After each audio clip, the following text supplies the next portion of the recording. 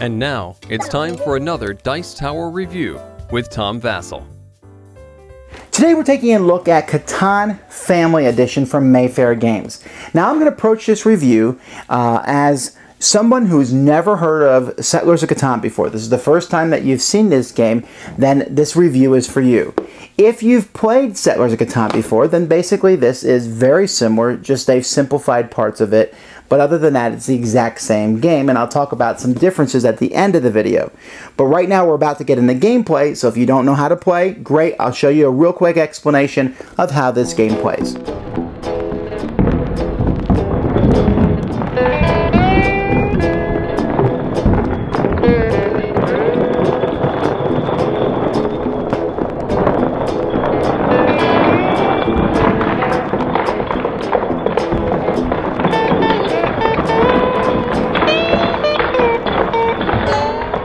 Here we have the board as it's set up, and the board is put together with several pieces, and it doesn't fit together as well as I would like it to, but well enough. Let me move a couple of these here. This board is made up of different pieces, and this is the starting board that I'm showing you, but there is another side, and you can mix and match. It really does not matter. There are numbers on here, and they're already printed on the board, and this is a starting setup, although the rules have a variable setup where each person is basically going to put out 2 of these settlements and then a road coming out from each settlement. Now, on a player's turn, what they're going to do is they're going to roll 2 dice first. They're going to look at the number they rolled. This is a 2. So they look for any 2s on the board. Now, there only happens to be 1 2, and there is a red settlement next to that 2. So that means the red player is going to get 1 sheep card, because that's what the green pasture fields give. If I had rolled a 6, then the red and the white player would have each gotten 1 brick, because that's what comes from that. And then all the way down here, the orange player would have gotten 1 wheat, because they're also next to a 6. And you get those even if it's not your turn. Then after that, a player has an opportunity to trade with other players. And you can trade anything you want. You can say, I'll give you 2 sheep if you give me an ore. I'll give you a brick if you give me a wood. You can make any kind of deals you want. If no one wants to make a deal, you can always trade 4 of the same card to the bank for 1 of anything, which can be a real pain. However, if you build a settlement out next to one of these trading posts out here, if there's a settlement here, I can trade 3 for 1 instead of 4 to 1, and this one I can trade 2 to 1, 2 things for 1, but those 2 things have to be wood. After I'm done with this, I then can build things with the different cards that I have. I can build a new road that connects to one of my roads for a brick and a wood. I can build a new settlement for brick, wood, wheat, and sheep, and that has to be 2 away from any other settlement on the board. So for example, if I build an orange road here and then an orange road here, I would be able to build a new settlement here because it's 2 spaces away. Building settlements is a good idea because they're all worth 1 victory point. Everyone starts with 2 victory points, and I would like to get more of those, obviously. You can upgrade one of your settlements into a city for 3 ore and 2 wheat. You would simply take the settlement off the board and put the city there. Cities are good for 2 reasons. One, they're worth 2 points, and also when you roll the resources here, if I roll, someone rolls a 3, instead of getting 1 wood, I would get 2. So that's a great thing to have.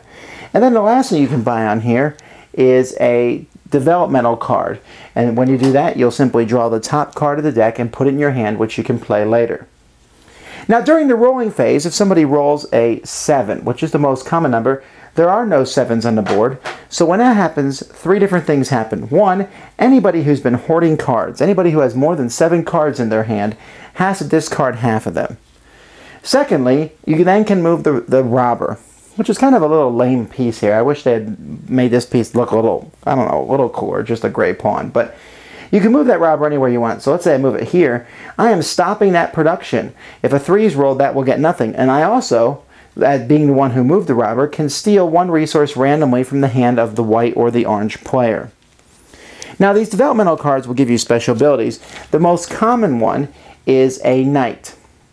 And when you play a knight in your turn, you leave that knight in front of you, and that allows you to move the robber on the board to anywhere you want, just as if you rolled a 7.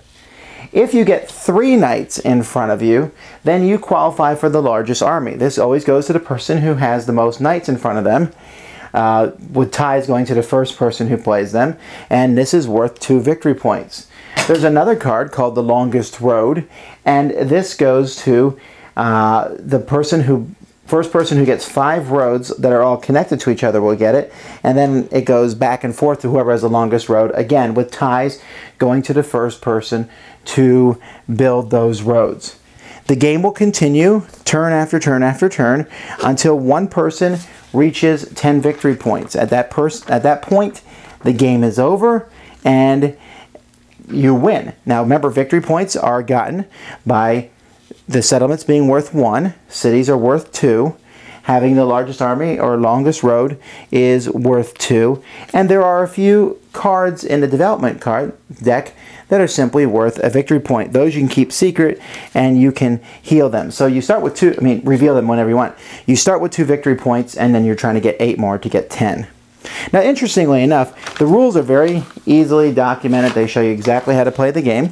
And then the game also comes with a game overview, which gives you a setup and then a fact of information on the back. And on the inside, it talks about all the other games in the Catan family.